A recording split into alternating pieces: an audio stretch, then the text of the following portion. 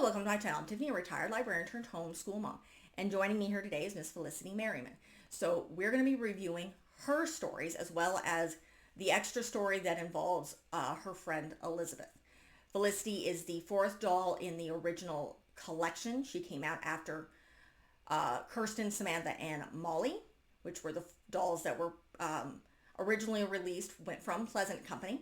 She lives in Williamsberg, Virginia, and her stories take place between the fall of 1774, and the winter of 1775. So the start of the American Revolution. And Williamsburg at the time is the capital of the Virginia colony. And her father, they are comfortably middle class. Her father owns a general store. So a lot of the Townshend Acts, which were the taxes laid upon the British colonies in order to pay for what we call the French and Indian Wars, where the British and the French and I believe the Spanish were involved, were fighting over colonies. So the British are trying to get their colonies to pay for this war, and they're trying to prevent them from settling on the other side of the Appalachian Mountains. So that is the background. Slavery is not addressed, really. Her family has two slaves, her father's slave Marcus, and then their house slave Rose, and then her grandfather on her mother's side is a plantation owner. So he has slaves. It is not really addressed. I believe it is addressed in the back section of her summer book, where she spends time with her grandfather, but otherwise it is not addressed for whatever reason. I'm not going to get into that here, but let's get into her books. So this is the first book. This is Meet Felicity. So this is the typical format that you'll see in most of the original historical books, where they have a meet book, a school story, a Christmas story, a spring story, a summer story, and then a winter story. So this takes place, I think, in early fall. In this story, you meet Felicity, her mother and father. She's the oldest of three. She has a sister, Nan, who is 6, and a brother, William, who is almost 3.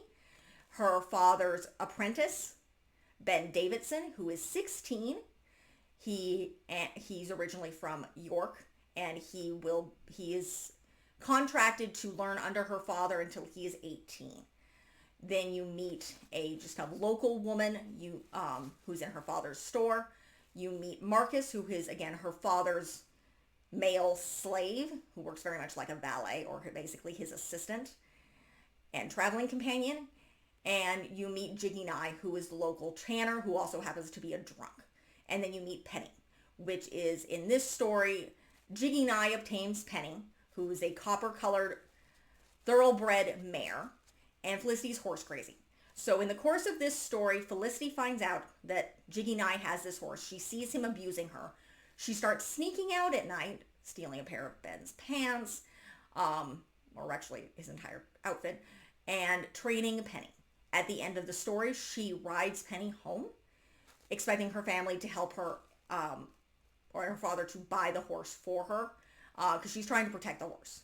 It's not just, I want a horse, it's she thinks Jiggy Nye is going to kill her, because he is known for having killed one of his most recent horses.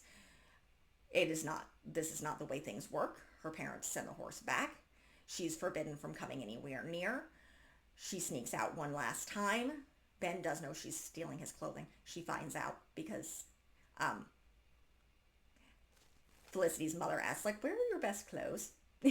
And Ben eventually finds out. He keeps her secret, but she sneaks out that last night and rides Penny over the fence and releases her into the woods. So that is the course of this story. You see Felicity and how she sees right and wrong. That doesn't always contend with what's really going on in the world. So that's the first book. The second book is Felicity Learns a Lesson. So in this book, we are introduced to Rose, who is their house slave. Again, not addressed. We also are introduced to Annabelle and Elizabeth Cole. Now, their father they've come over from England recently. and they become loyalists. So they're obviously they have not. Felicity was born in the colonies. I think her father may have been. Their families have been. Felicity's families have been there for a while. They are colonists. Annabelle, who's the older of the two, looks very down on Felicity and is not happy that she's having to share lessons with a shop owner's daughter.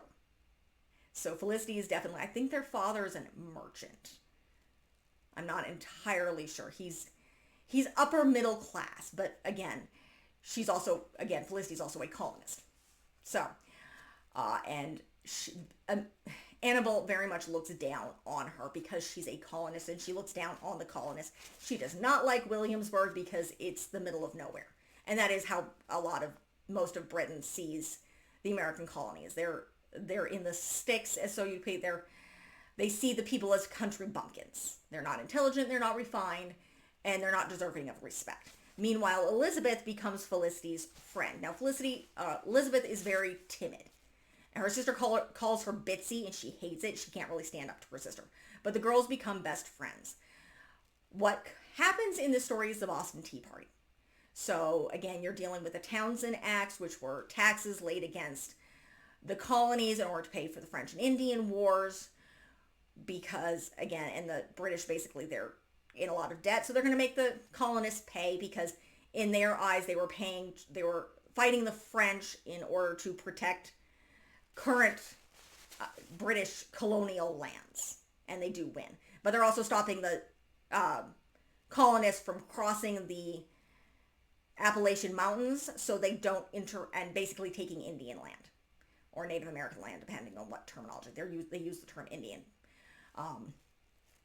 in the book. But because the Boston Tea Party happens in protest, Felicity's father stops selling tea, and their family stops drinking tea. So Felicity, who really respects Miss Manderley, who's her tutor, this is how she meets Elizabeth and Annabelle, because her mother thinks she needs to learn to be more ladylike, because again, she's rushing too fast. And so she's sent to Miss Manderley to learn about proper manners, proper handwriting, embroidery, things like that. And Felicity really respects Miss Manderley, but her family's not doing tea. And she likes the fanciness of the tea ceremony. So she really likes Elizabeth. So she's conflicted. She has to learn how to walk that line and learn how to do it. And she does do it by respectfully declining tea. So that's how she handles it. But you see, this is when you're starting to see a bit more of the tension between the British, well, they're all British subjects, but between what will eventually become the Loyalists and the Patriots, as they're called. So then we move into Felicity's surprise. So this is her Christmas story. Things have settled down a little bit when it comes to the differences between the colonials and the Patriots. Felicity is given an invitation to Lord and Lady Dunmore's home. This is the British governor of the colony, to go to a dance lesson on, I think it's like the 7th of December. And she wants a new dress, and it's very honorable. She starts conflicting with Ben, because Ben is very much a patriot. He wants to go to war. He's 16 years old. And she wants a new dress, and she's fussing over it, and her mother's making her dress. I will say this is actually historically inaccurate. Felicity's mother would not be making her clothing. They did not do that at the time. At most, her mother would have been making like shifts and maybe socks at most. What they would have done is they would have gone and bought fabric and then brought it to a mantua maker, typically a woman, who would have made the dress for her just by, I believe they were using a drapery. So they would kind of measure it out on Felicity, and then she would make it. But the point of this story is, beside that historically inaccurate portion, her mother is making her this dress, and her mother gets stressed because she's trying to get Christmas ready, and the day after Christmas, her mother stays in bed and is sick. and Felicity stays by her side. She kind of forgets about the dance lesson that she's supposed to go to, which is very much it almost seems like they're inviting the young children, because again, Felicity's 9, to interact with other children their own age kind of thing, where, yes, they're looking at marriageable ages. So Felicity, of course, is far too young at this point, at being 9. But Ben and her conflict because she's starting to act vain, and he didn't see her that way. But then her mother gets sick, and she stops caring about the ball or whatever, the dance lesson, and her dress, and she sits by her mother's side. And then the day of the dance lesson, her mother is better. Not completely, but she's better. She's up and out of bed and things. And she goes upstairs, and her dress is on the bed. And Ben had taken it and with the help and given it to Elizabeth. And Elizabeth and her mother had finished Felicity's dress. So she's able to go. And she does ask Ben, it's like, why are you escorting me? And he's like, I understand by seeing your reactions with your mother that you are who I thought you were. And that you weren't, and there's nothing wrong with wanting to have fun on occasion. So that's the course of this story. So the surprise is the fact that they get her dress, and her mother does loan her, though the doll's not wearing it right now. She has a blue necklace. It's just a blue string with a pearl on it, which was one of her mother's pearls earrings in the story. So that is Felicity's surprise. Then we move on to Happy Birthday, Felicity. So this is kind of an interesting story. What happens here is her grandfather comes to visit. He gives them a lamb, but then he also sees that Felicity's growing up. So she's turning 10. This is their spring story. And he gives her grandmother's guitar. But she's told that she can practice it at home, but she's not supposed to take it out. She's not supposed to take it to lessons. Now, Annabelle, who's older, she's about 15, 16 years old. I'm not sure how old she is here. But she's learning to play the guitar because that, again, is something that ladies do. They learn to play an instrument, particularly string instruments. They're not going to be messing around with things in their mouths. That would be unladylike. But Felicity takes it. I don't know if it gets damaged, but she does sneak it out to show it off. And she gets in trouble, and her grandfather's disappointed in her, and her parents are disappointed in her. In this story, we also meet a young man, a free black young man who's around Ben's age, who's plays the drums in the militia. And Felicity starts getting excited because she sees the militia marching. She does not understand what is going on. Again, this is getting to be the spring of 1775, so the war is going to start soon. And what she does, at first she doesn't understand. She doesn't understand that they're preparing for war. And previously, there's also talk that in Massachusetts, now this did happen, the governor of Massachusetts stole their stocked up gunpowder. Now, a lot of the towns have a gunpowder storage because they needed it to fight off Native Americans. But now that the British is afraid that the colonists are going to use it against them, they're trying to take away their firepower. Now, from what I understand of guns right now, these days, the gunpowder is in the bullet. You have a bullet casing with a bullet and you have the gunpowder. Back then, they did not.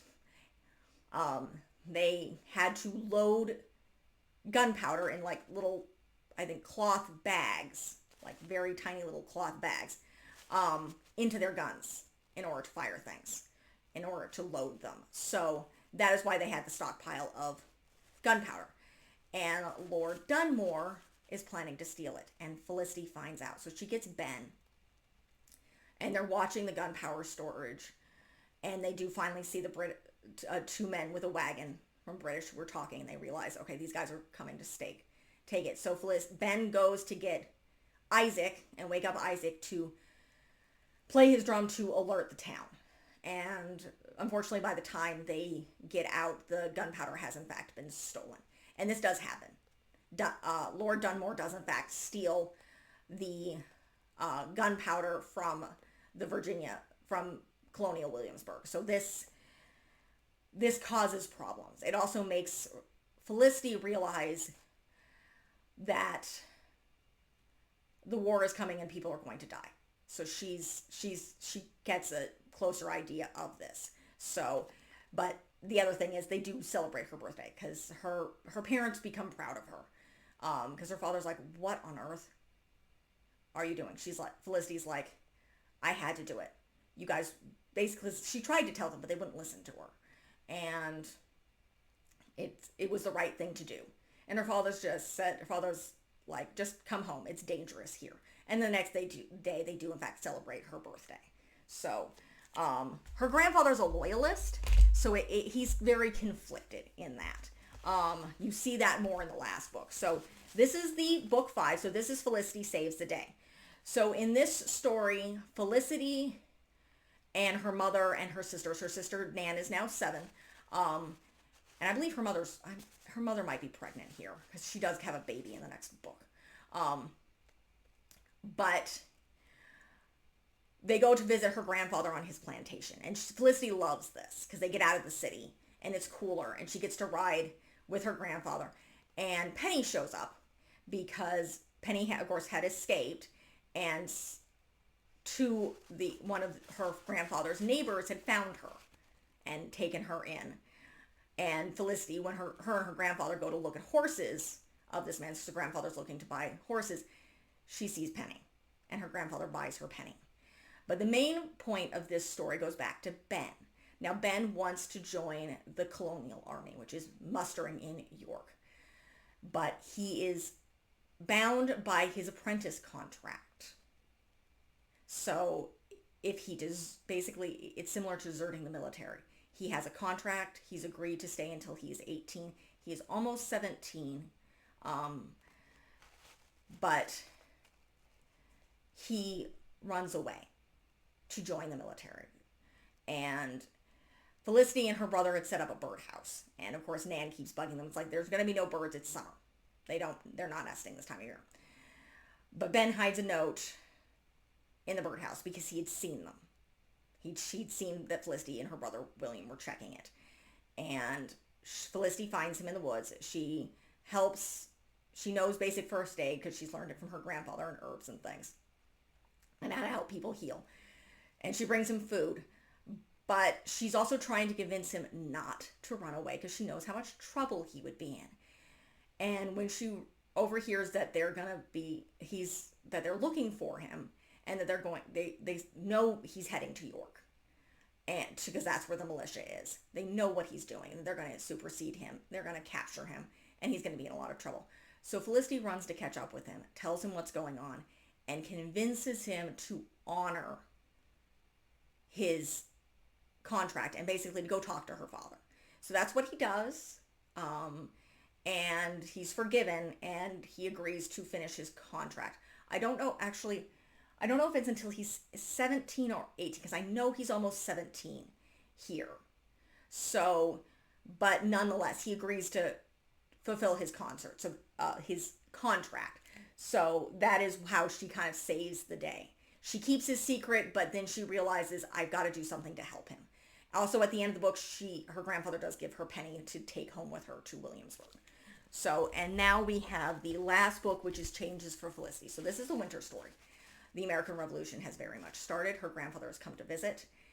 And there's a lot of trouble going on. Also, Penny's pregnant. So, and there's a lot kind of going on. And one of the big things that is important in this story, of course, the colonists they've chased out Dunmore, and they've looted his home. This does actually happen. So that's historical. And there's more to that. We'll go that will be gone into when I'm covering the current Ken Burns documentary on the War of Independence. So we'll go into what happens with Dunmore later in that. But the other thing that's going on is her father leaves, and Penny first Elizabeth and Annabelle's father's arrested. It's cold, it's wet, but he's arrested because he's a loyalist. And Felicity doesn't know quite what to do. She's a patriot. Her friends are loyalists. She doesn't understand what to do. Felicity's not really allowed anywhere near Elizabeth anymore. I don't know if they're not seeing Miss Manderley at all, or it's just the wrong time of year. But the Cole's father is arrested. Her grandfather, who's visiting, goes and gets him out. Unfortunately, her grandfather then comes home, gets sick, and dies. So grandfather's passed away after he gets Lord Felicity's father out of prison. And her father goes to, I believe he goes to New York, because I believe the British have a stronghold in New York at this point, because this is the War of Independence has definitely started here. So then her father leaves. So her father's he's joined the Patriot cause, and he's going to be ferrying messages. So but her father's not home at this time. I don't remember why. But Penny starts going into labor, and she doesn't know what to do. But she was once told, because Jiggy Nye he went into debtor's prison, and I believe he had been let out. But she goes to him, and she says, he's sober at the moment. And she's like, I need your help. Penny's in labor. My grandfather's dead. My father's not here. I need help. And he comes to help her and help Penny. He's like, do not let that horse look at me. She's got to be afraid of me, and we can't have it because Penny's having difficulty giving birth. And he helps her give birth and then leaves. And she's able to, Penny has Patriot, who's her black foal. And then at the end of the story, Felicity tells her father, who's going to be a messenger for the Patriots, to take Penny. So I'm guessing this is after she weans Patriot. That or Valerie Tripp is not paying attention, because that is the author. But that is pretty much how the story ends. Her father, Ben's running the store.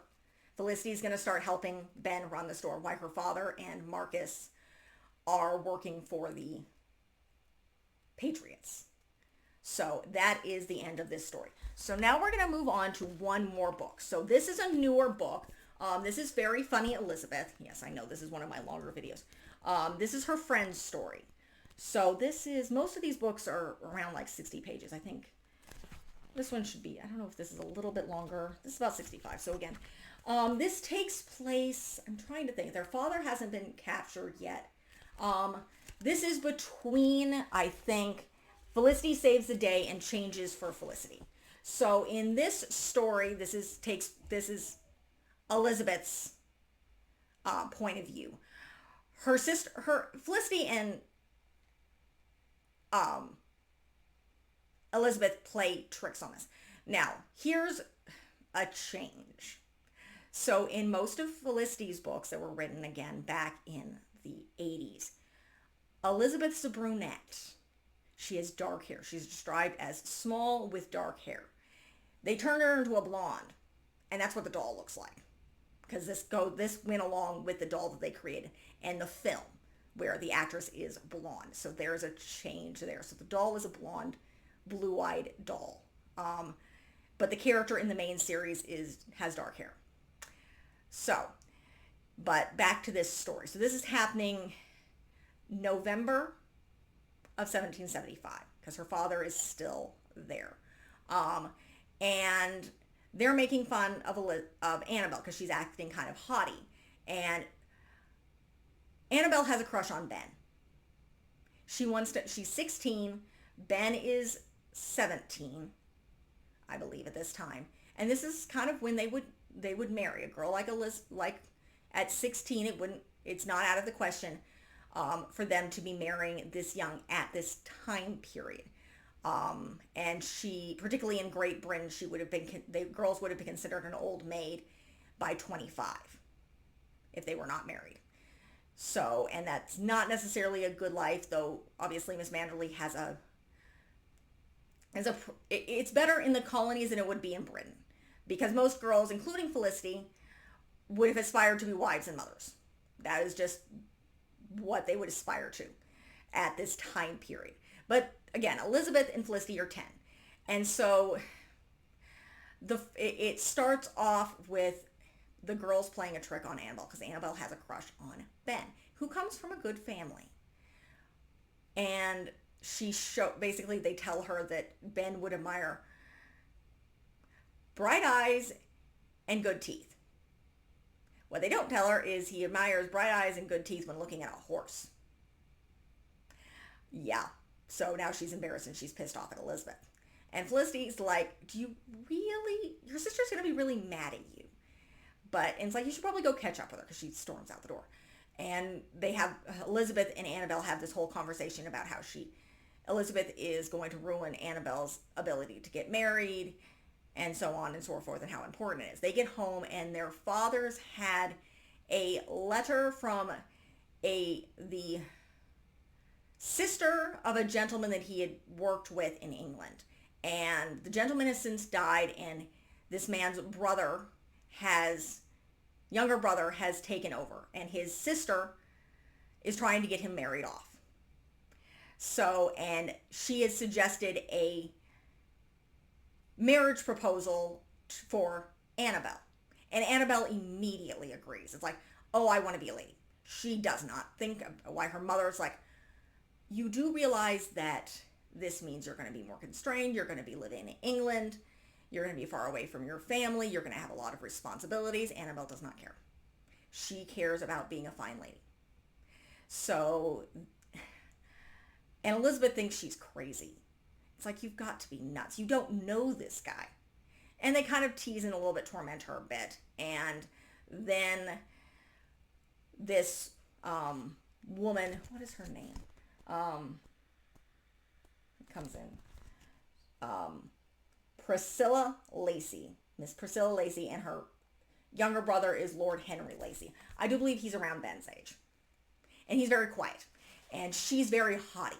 And she's constantly mispronouncing Annabelle's name. She insults her.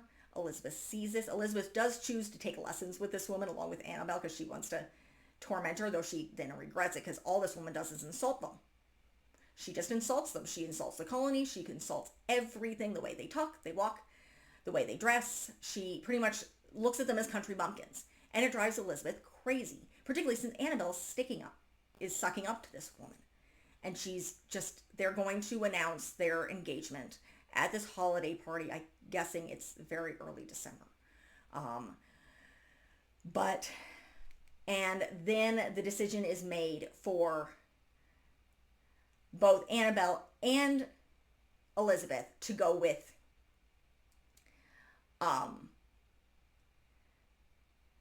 Lady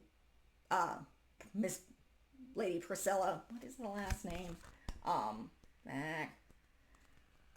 Lacey, to England. And Elizabeth doesn't want to go because, again, her parents are worried because things are getting nuts, as we find out, of course, at the end of Felicity's books. Her father's arrested and he runs away.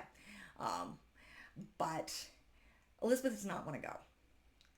And so her and Felicity sneak into Miss Lacey's room, and they're looking at her very, very fancy, fluffy wig.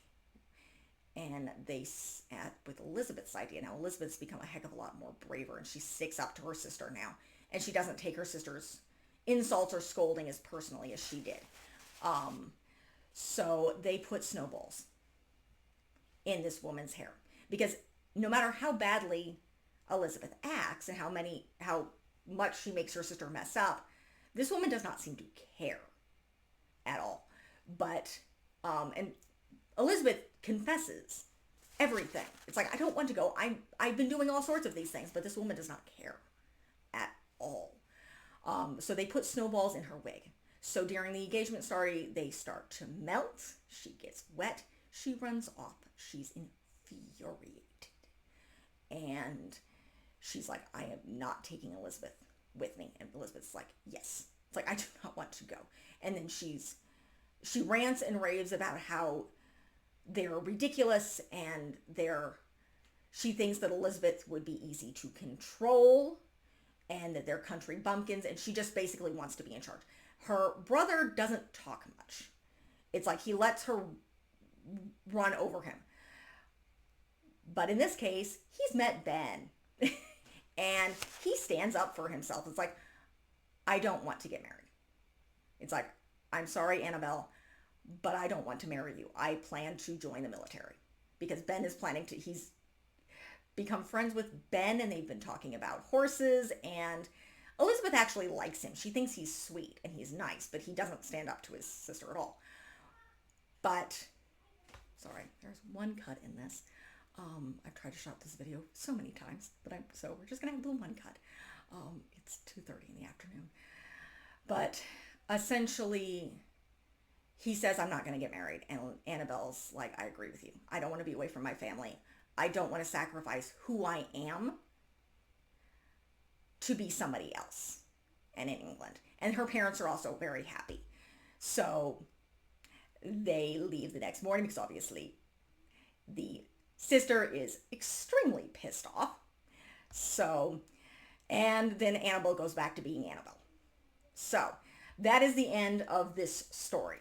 So that is the end of this video. With one cut as opposed to like 3 or 4. And the next we will go on to the rest of Felicity's stories and be talking about, again, the American Revolution.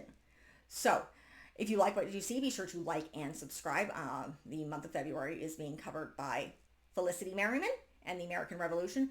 We will be jumping into the War of 1812 next month. If you want to check out January's, I did cover Kea, who's a member of the Nez Perce or the Nimipu tribe that before the colonial intrusion happens. So that was January. Merriman is here February. Then we're going to be moving on with Caroline, who lives in Sackett's Harbor, New York during the War of 1812. So again, if you like what you see, like and subscribe, and I will see you next time. Thank you.